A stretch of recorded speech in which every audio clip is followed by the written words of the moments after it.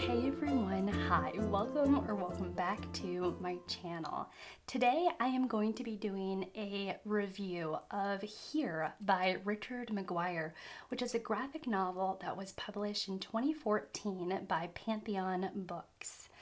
Here is one of the books that I picked up. It was actually the first book that I picked up for my 30 books in 30 days challenge that I am doing in the month of September. And if you are more interested in that challenge and what I'm doing, I will leave linked down below a couple of videos explaining the challenge and some of the books that I'm thinking about picking up. For this video, I'm going to be splitting this review into two parts.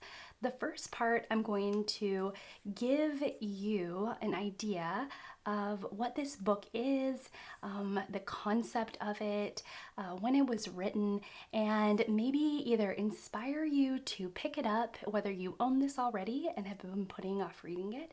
Perhaps it will inspire you to pick it up, or perhaps it will inspire you to get it from your local library.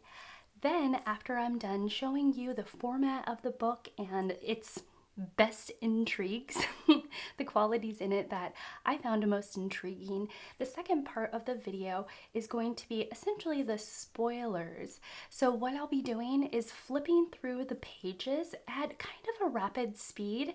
And this part of the video, I think, will be most helpful for if you are considering purchasing this, but not for yourself. Since this is a graphic novel, flipping through the entire thing will show quite a few spoilers. However, that could be useful if you are considering purchasing this for your library or for a friend, and you want to see the entire thing to make sure it is aligned with what you are expecting it to be. So we have our spoiler-free version and then our spoiler version, and I will definitely leave timestamps linked down below. In case you were curious about the texture of the cover is a smooth texture without any gloss, and that is actually my favorite kind of cover. Okay, so let's get started. I believe I bought this for $35. I bought this when it came out as a gift for my husband. So here, when the book references here, you the reader, stay at the same spot looking out onto this space. So you never change. The angle of which you're looking at never changes, but the space does. In the top left-hand corner, you have a date. The date is very important, and so that's kind of one of the key things that you have to pay attention to as a reader. At least I did. So here's the couch, a fireplace, still in 2014, but the couch is gone, and there is a bookcase. So again, you're going to be needing to look at this date right here to give you some context as to when you are looking at this space, because this book is really all about when. So this is 1957, 1942. I really love the wallpaper that Richard Mcguire chooses for each time period. These leaves, this maroon hue, a different texture, a different kind of leaf, and this teal hue. Up 2007, somebody clearly painted the room.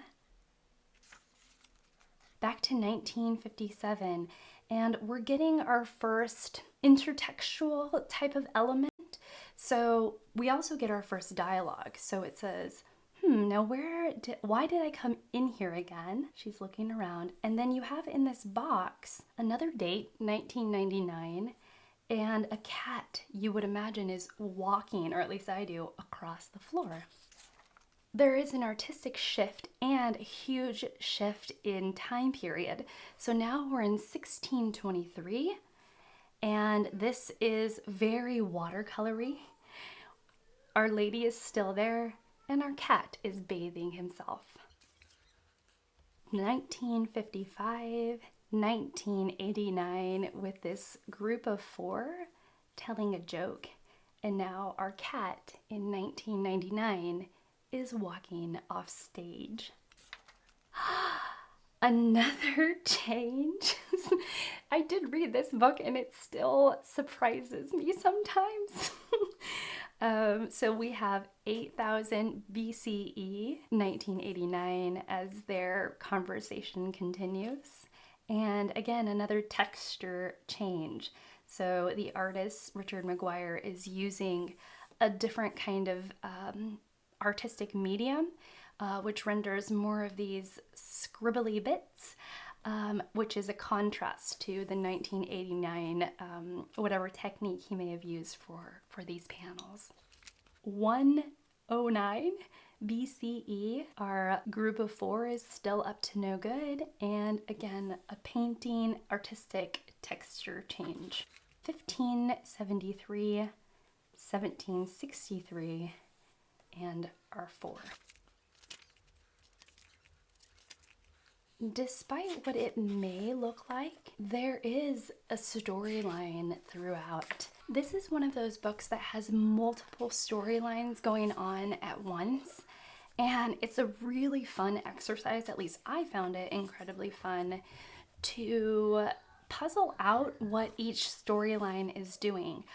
And each storyline has different casts of characters, and each one has different outcomes.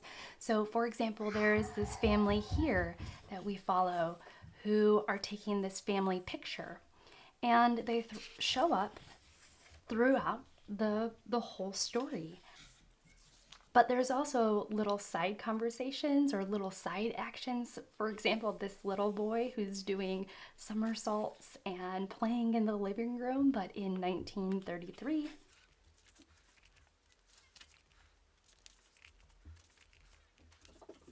I wanted to make sure to stop at this page and then transition to the spoiler version or the spoiler section of this video.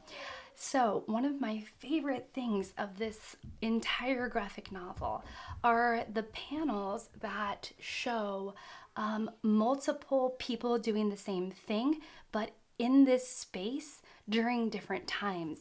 So this is an example of 5 different women holding a baby lovingly. So we have it in 1957, 1949, 1927, 1988, and 1945. This is one action showing multiple people in this space doing the same thing, but Richard Mcguire does this a couple of times, and I find this type of paneling incredibly charming. So I'm going to actually remove that. So at this point, we're going to transition to the spoiler side of the video. I'm going to flip through this a little bit quicker, but hopefully it will give you a great idea of what you are getting, especially if you are buying this for somebody else or you just want to make double sure that you are going to enjoy this. So here we go. Some of these panels make me chuckle, like the wolf with a dangling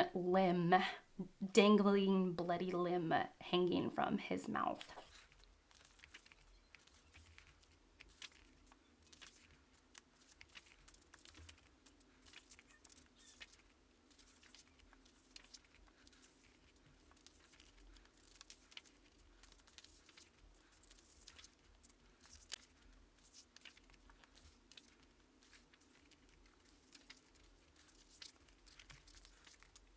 Here's one of the spoilers that is also a great surprise when I got there. But from this point, let me think. Do we have it? I missed it. I missed it by one page. So up until this point, we've only gone into the past. And here's our first glimpse into the future. I also like that Richard Mcguire has a sense of humor because it says future transitional fossil. And he even draws attention to it with a dialogue. I like your shirt. Thanks. And then we have 2050 in that box there.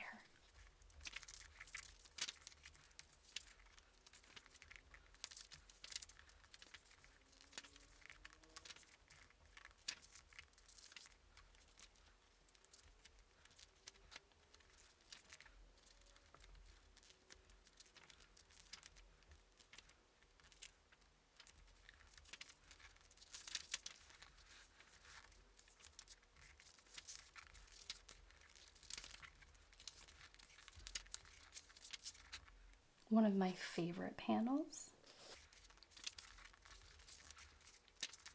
I really like the cow.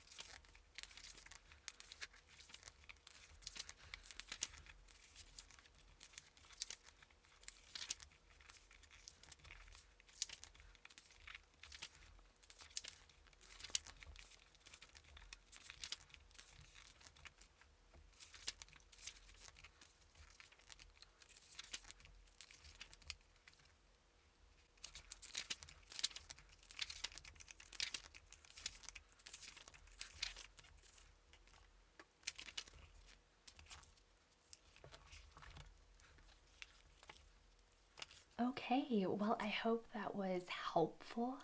I really enjoyed reading this. This is deceptively simple in that you think, at least I did, when going in, I'm just going to flip through this and not really need to use my brain, and I'm just going to enjoy this as brain candy. But there's actually quite a bit more puzzling out, surprises and delights than I had anticipated. And as this is one of the rereads I did for my project, I was just as delighted, if not more delighted, reading this a second time through because I had forgotten how charming and how sweet and how interesting and engaging this book is. And also, I just enjoy looking at stunning art, especially art that surprises. That's a really big thing for me, to be surprised in anything, in reading and in literature and also in art. And so it was fun to see that Richard Mcguire has a lovely sense of humor, that he is clearly a master at perspective because he maintains the same perspective but plays with the space in multiple ways, and that he has multiple talents in regards to using a whole bunch of different mediums in art, which was super cool, and that the art in and of itself is surprising and it comes off the page and it comes alive. So yeah, I hope that this was helpful for you all out there. Let me know if you've read this or what you thought about the book that I showed you. I would love to know. If you like these kinds of videos, let me know if there's anything you would want to see from me in particular. That would be quite helpful as well. And that's it. So thank you so much for watching. Thank you so much for being here, and I will see you all in my next one. Bye, guys.